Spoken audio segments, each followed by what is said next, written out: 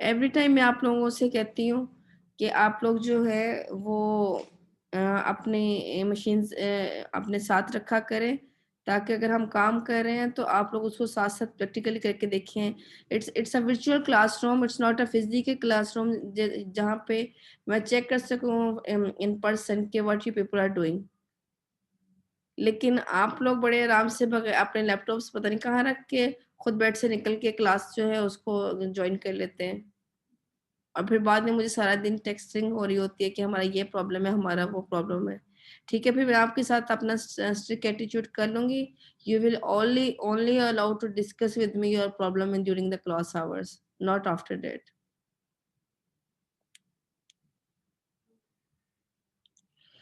चलें, let me finish my lecture. आप उसके बाद जो मर्ज़ी करते रहें। ठीक है? आपकी सबसे पहले जो क्यूरी है जो मैं आज आपसे डिस्कस करने जा रही हूँ कि आप मैंने आप I have although I have discuss it with you during the theory lecture कि आप जो हैं वो कॉलम्स को और टेबल को जो है वो टेम्परेरी कोई नेम दे सकते हैं।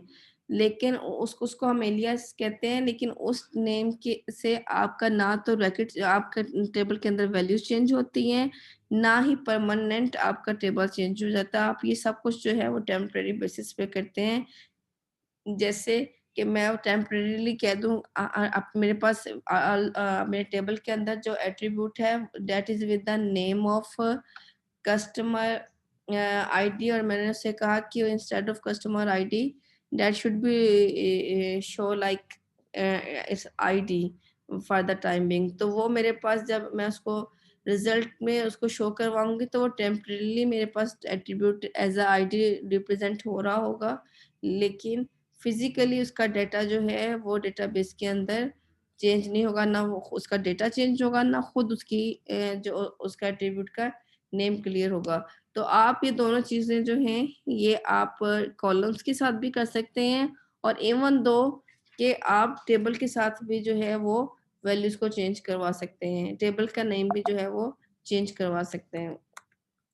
For that what you just need to do कि आपने क्या करना होता है कि आपने उसका जो सिंटैक्स है वो आपने आपने जिस जिस एट्रीब्यूट के नेम को चेंज करवाना है, सबसे पहले आपने सेलेक्ट के बाद उसका नाम लिखना है, ठीक है?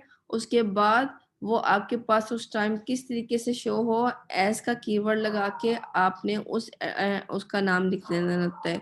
यहाँ पे मैंने स्टूडेंट आईडी को आईडी के साथ रिप्लेस किया है, तो स्टूडेंट आईडी का जो नेम एट्रीब्यूट नेम था वो मेरे पास ऑलरेडी मौजूद था। मैंने उससे कहा कि जब डेटा शो हो रिजल्ट के अंदर तो instead of the attribute heading with the name of student ID it will be display like as ID. ठीक है? तो टेबल आपके पास मेरा वो यूनिक का टेबल है जो मैं आज अभी यूज कर रही हूँ। तो when I will run this query you can see that कि मेरे पास स्टूडेंट आईडी जो है वो बेसिकली आईडी के साथ आप डिस्प्ले हो रही है, और अंदर का जो सारा डेटा है वो आपके पास एज इट इज ही है। ठीक है? ये तो आप एट्रीब्यूट को चेंज करने के लिए यूज करते हैं। इसी तरह आप जो है वो टेबल का नेम भी चेंज कर सकते हैं। टेबल के नेम के अंदर आपको सिर्फ ये करना होता है कि आप जिस नेम के साथ उसको चेंज कर रहे हैं, आपने जब एट्रीब्यूट्स को रिट्रीव करना है तो डॉट से पहले जो टेबल का नेम आप नया रख रहे हैं उसका नाम लिखना है। जैसा कि ये मेरे पास यूनिक का टेबल था, ऑल्दो लेकिन मैंने उसको कहा कि it should be present like you. तो आपके पास यू जो था वो मेरा एक नया नेम था, तो मैंने उसके जो एट्रीब्यूट्स थे फर्स्ट नेम और लास्ट नेम उसको रिट्रीव करना था। तो जो मेरे पास नया नेम था यू, उसको मैंने डॉट से पहले लिखा। तो आपके पास it will be work same like as कि अगर मैं यहाँ पे सिंपल लिखती ना कि select F name last name from uni, तो मेरे पास उसने भी यही काम करना था, जो कि मेरे पास जो है वो एज़ अ एलियास ने जो है वो ये नेम दे के डेटा को रिट्रीव करेगा। जब मैं इसको एग्जीक्यूट करूँगी you can see that it's working like same कि वो आपके पास जो है वो फर्स्ट नेम और लास्ट नेम लेके आ रहा है उसी टेबल का, जो कि यूनिक का टेबल था। ऑल्दो कि मैंने उस टेबल को जो है वो यहाँ पे एक नए नेम के साथ डिक्लेयर किया जो कि मेरे पास यू था। क्लियर? बहुत सारे स्टूडेंट्स की मुझे पिछले दिनों जो है वो ये प्रॉब्लम आ रही थी कि आप एक दफ़ा हमारे पास टेबल क्रिएट और ड्रॉप करने का दोबारा तरीका बता दें, ठीक है? तो मैंने अपने आज के लेक्चर के अंदर उसको दोबारा से ऐड किया है। You just need to write the keyword create table और बाद में आपने जो टेबल का नेम रखना है आप उसका नाम लिखते हैं। आप पेरेंथेसिस को खोलते और बंद करते हैं सबसे पहले, ठीक है? अपने आपकी याददाश्त के लिए। फिर आप अपने फर्स्ट एट्रीब्यूट का नेम लिखते हैं, ठीक है? उससे आगे डेटा टाइप डिक्लेयर करते हैं। अगर आपने इसको प्राइमरी की बनाना है तो हम प्राइमरी की क्योंकि कभी नल नहीं होती है तो हम उसकी कोर कैरेक्टरिस्टिक्स जो हैं वो बयान कर देते हैं कि it should not be null. अच्छा, ये प्राइमरी की के लिए ज़रूरी नहीं होता है। अगर फॉर एग्जांपल आप कहते हैं कि मार्क्स का टेबल जो है वो कभी नल ना रहे और हर स्टूडेंट के मार्क्स जो हैं वो लाजमी इंटर हों, तो आप ऐसे भी कर सकते हैं कि आप उस मार्क्स के एट्रीब्यूट के आगे भी जो है वो नॉट नल की रिस्ट्रिक्शन लगा सकते हैं। तो वो जो कंस्ट्रेंट है वो कभी भी मार्क्स का कोई भी जो बॉक्स है उसको एम्प्टी नहीं, वैल्यू जो है वो एम्प्टी नहीं रहने देगी और वो जो है वो इसको जो है वो हमेशा एक कोई ना कोई वैल्यू से उसको फिल ही करेंगे, ठीक है? ऑटो इंक्रीमेंट का मैंने आपको पहले बताया था। ऑटो इंक्रीमेंट जो होते हैं क्या आपके पास से खुद ही जो है वो कस्टमर आईडी जनरेट होंगे विद द असेंडिंग ऑर्डर, ठीक है? आपके पास उसको देने की जरूरत नहीं होगी। हर दफ़ा जब आप नए कस्टमर का नेम और एज सिर्फ इंटर करेंगे तो उससे कस्टमर आईडी जो है वो बाय डिफ़ॉल्ट जो है वो एलोकेट हो जाएगी। आप चाहें तो आप खुद भी दे सकते हैं, दैट इज़न्ट अ इश्यू, ठीक है? ये सिर्फ एक उसका फीचर है जो कि इंट्रोड्यूस करवाया है कि instead of doing every time a value by yourself, you can just write auto increment keyword over there, ठीक है?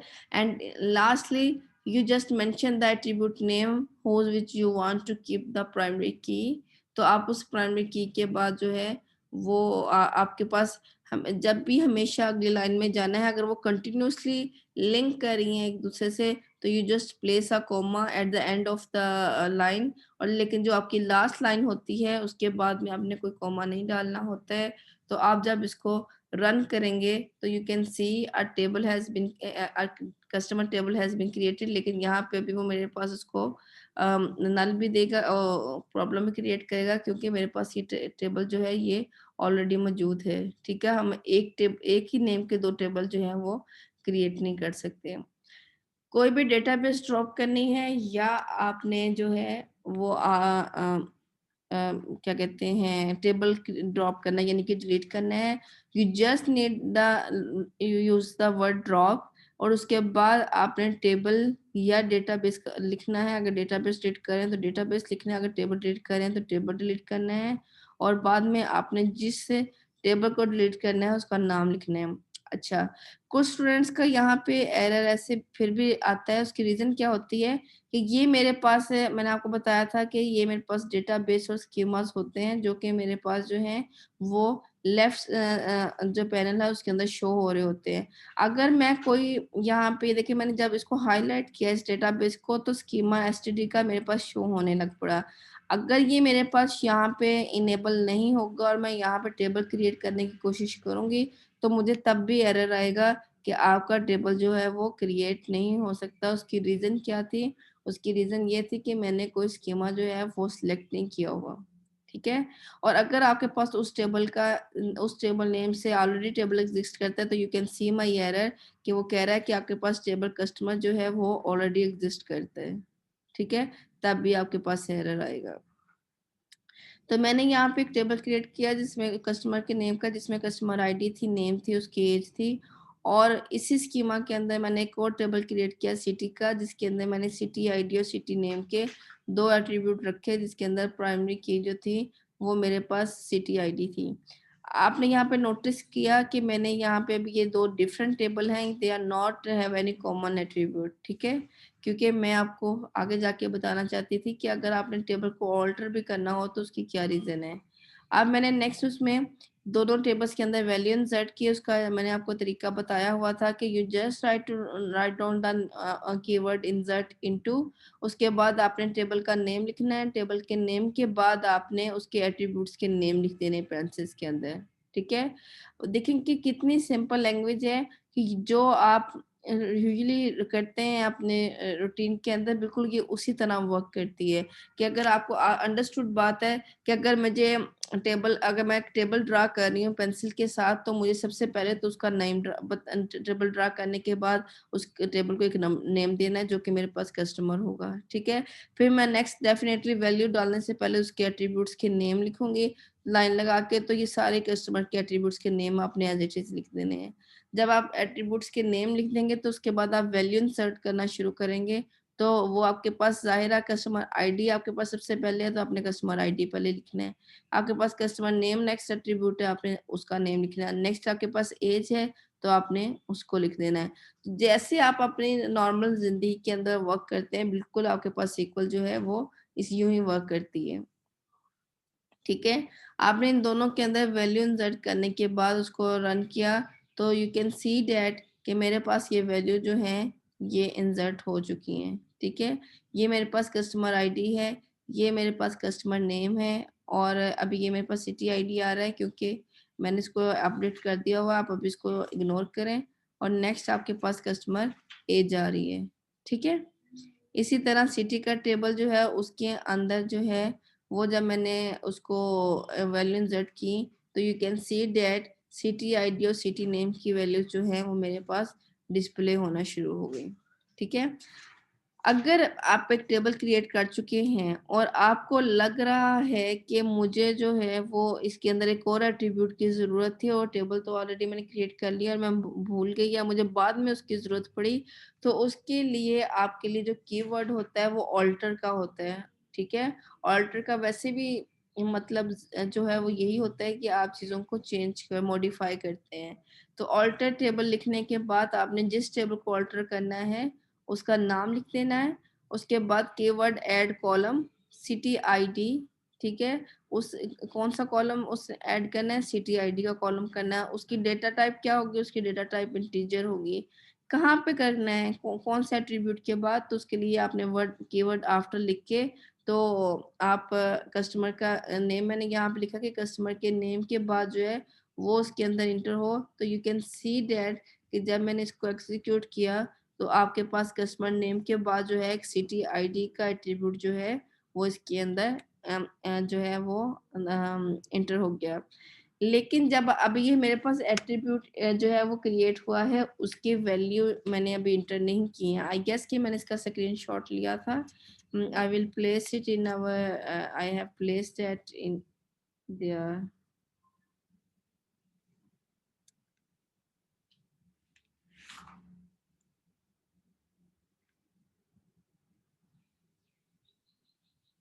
ये देखें, जब ये मेरे पास एट्रीब्यूट मैंने क्रिएट किया तो मेरे पास ये लेकिन सिटी आईडी के अंदर सारी वैल्यूज नल आ रही थी, क्योंकि मैंने अभी नल अब मैंने इसके अंदर वैल्यू नहीं इंटर किया, अभी मैंने सिर्फ उसको स्पेस दी थी कि कस्टमर नेम के बाद मेरे पास यहाँ पे सिटी आईडी का एक नया एट्रीब्यूट जो है वो क्रिएट हो जाए।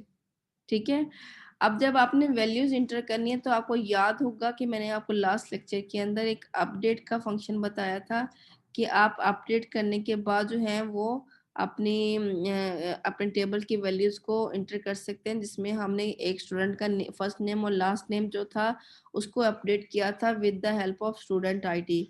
तो सेम कॉन्सेप्ट इज हेयर कि मैंने अपडेट किया अपने कस्टमर टेबल को और उसकी वैल्यूज कैसे सेट की कि सिटी आईडी की वैल्यू 102 रखते हैं जहाँ पे कस्टमर आईडी 1 है। ठीक है, तो मैंने कस्टमर आईडी मेरे पास यहाँ पे मौजूद थी, किस कस्टमर आईडी को कौन सी सिटी आईडी मैंने एलोकेट करनी थी वो मैंने बारी बारी जो है वो सारी यहाँ पे मेंशन कर दी, तो आपके पास हर वैल्यू के अगेंस्ट जो है वो सिटी आईडी जो है वो डिस्प्ले होना शुरू हो गई। ठीक है, नेक्स्ट आपने आरडीबीएमएस पढ़ी थी। आरडीबीएमएस में हमने ज्वाइन पढ़े थे। ठीक है, इनर ज्वाइन पढ़ा था, लेफ्ट ज्वाइन पढ़ा था, राइट ज्वाइन पढ़ा था, पढ़े थे ना, फुल ज्वाइन पढ़ा था। दो टेबल्स को हम कैसे रिलेट करते हैं, ये सिटी आईडी का एट्रीब्यूट मिला तो बाद में इंटर करने की रीजन भी यही थी कि अगर आपको याद हो तो हमने उसमें पढ़ा था कि ज्वाइंस तभी हम अप्लाई कर सकते हैं जब दो टेबल्स के दरमियान एक जो है वो कॉमन एट्रीब्यूट हो। तो I just want to place a common attribute here, तो मैंने वहां पे सिटी आईडी का एक नया एट्रीब्यूट इंटर कर दिया। ठीक है, आपके पास नेक्स्ट जो है उसकी क्यूरी बहुत आसान है कि आपने कहा कि कस्टमर का सारा टेबल जो है वो आपको डिस्प्ले करें, लेकिन उसके ऊपर इनर जॉइन लगा के। ठीक है, इनर जॉइन क्या करता है, आपके पास सबसे पहले मैं एक दफा आपको जॉइंस के साथ रिफ्रेश कर दूं कि जॉइन आपके पास क्या करते हैं। कि सबसे आपके पास मिसाल के तौर पे 2 सबसेट्स हैं, एक आपके पास कस्टमर का है और एक आपके पास सिटी का है। ठीक है, तो इनर जॉइन उन दोनों में से जो कॉमन एट्रीब्यूट्स होंगे उनको, कॉमन एट्रीब्यूट्स कह रही हूँ, सॉरी, कॉमन वैल्यूज होंगी उनको डिस्प्ले करेगा। ठीक है, अगर मैं लेफ्ट जॉइन की बात करती हूँ तो वो आपके पास लेफ्ट वाला सारा टेबल प्लस उनके दरमियान जो कॉमन है उसको डिस्प्ले करेगा। अगर राइट वाले की बात करती हूँ तो राइट वाला सारा टेबल और प्लस उनके अंदर जो कॉमन चीजें हैं उनको डिस्प्ले करेगा। और फुल जॉइन जो है वो दोनों टेबल्स की सारी वैल्यूज को जो है वो रिजल्ट में डिस्प्ले करेगा, आइदर इट्स कॉमन और नॉट। ठीक है, आपके पास यहाँ पे मेरे पास है, मैंने इनर जॉइन लगाया। ठीक है, उसके बाद मैंने अब इनर जॉइन लगाने के बाद कस्टमर को किससे हम ज्वाइन कर रहे हैं, सिटी से ज्वाइन कर रहे हैं, सिटी का नेम, टेबल नेम लिख दिया कि डेफिनेटली किसी कॉमन एट्रीब्यूट पे लगाएंगे। तो मैंने उससे कहा कि उनमें कॉमन एट्रीब्यूट क्योंकि सिटी आईडी का था, तो मैंने कहा कि वहां पे जहाँ पे कस्टमर के टेबल में सिटी आईडी जो है वो should be equal to the city ID of the table in city. तो आपके पास सेम चीज जो है वो मैंने यहाँ पे लिखी है, customer dot city ID should be equal to city dot city ID. Customer और सिटी के जो दोनों टेबल है उनके एट्रीब्यूट सिटी आईडी जो है वो आपके पास जो है वो डिस्प्ले में आने चाहिए। तो जब आप इसको रन करेंगे, ठीक है, आप यू कैन सी दैट कि आपके पास उस सारे टेबल के अंदर जहाँ पे 102 102 से मैच कर रहा है, 103 103 से मैच कर रहा है, 101 101 से मैच कर रहा है, आपके पास वो वैल्यू सारी जो है वो डिस्प्ले हो गई। क्लियर? नेक्स्ट आपके पास, आप इसी को बेशक कॉपी पेस्ट करते जाएं, आपके पास कुछ भी नहीं करना, सिर्फ इनर की जगह एक दफा आपने लेफ्ट लिखना है, एक दफा आपने राइट लिखना है, बाकी सारे की सारी क्यूरी जो है वो आपके पास सेम है। ठीक है, जब आप लेफ्ट ज्वाइन करेंगे, अभी तो देखें यहाँ पे उसने सिर्फ कॉमन वैल्यूज दी ना, क्योंकि हमारे पास इनर ज्वाइन था। इनर ज्वाइन में हमने क्या पढ़ा था कि आपके पास वैल्यूज जो होती हैं, कॉमन वैल्यूज जो होती हैं वो आप डिस्प्ले करवाते हो। ठीक है, लेफ्ट ज्वाइंट के अंदर ये वाली वैल्यूज भी आएंगी और आपके पास लेफ्ट वाले टेबल की भी बाकी वैल्यूज आएंगी, यानी कि आपके पास ये तीनों वैल्यूज भी आएंगी और कस्टमर टेबल की बाकी वैल्यूज भी आएंगी। तो जब हम इसको जो है वो रन करेंगे तो यू कैन सी डेट कि आपके पास 102 103 और 101 तो आया जो एक इक्वल था, प्लस मुझे एक फोर्थ कस्टमर आईडी की भी वैल्यू डिस्प्ले हुई, जो कि आपके पास, जिसको मैंने अभी कोई सिटी आईडी जो था वो डिस्प्ले नहीं किया हुआ था, लेकिन that was in the table of customer, तो वो मेरे पास यहाँ पे डिस्प्ले के अंदर आ गया। ठीक है, और बिल्कुल इसी तरह जब मैं राइट की बात करूंगी और राइट वाले को यहाँ पे सिलेक्ट करके देखूंगी तो आपके पास जो है वो आपके पास इन दोनों की कॉमन वैल्यू जो कि 101 102 और 103 थी, प्लस आपके पास राइट टेबल की वैल्यूज जो कि मेरे पास उसमें कराची और मुल्तान भी थे, आल्दो कि उनको कोई कस्टमर नेम और कस्टमर आईडी जो था वो डिस्प्ले नहीं हुआ था मेरे पास, वो भी जो है वो यहाँ पे शो हो रहा है। ठीक है, जो क्लियर हुए आपको? I have less than a minute, I want to just complete over in that कि नेक्स्ट आपने उन लेफ्ट और राइट ज्वाइन की क्यूरीज को कॉपी पेस्ट करना है, लेकिन उन दोनों को ज्वाइन कर देना है with the word of union. तो यूनियन लिखने के बाद ये आपके पास पूरे का पूरा टेबल जो है, यानी कि लेफ्ट राइट सारा जो भी वैल्यूज होंगी वो आपके पास डिस्प्ले हो जाएंगी आउटपुट के अंदर, and you can see it over there. ठीक है, आपको आज के लेक्चर में कोई प्रॉब्लम हो तो आप मुझसे पूछ लीजिएगा, डेट्स ऑल।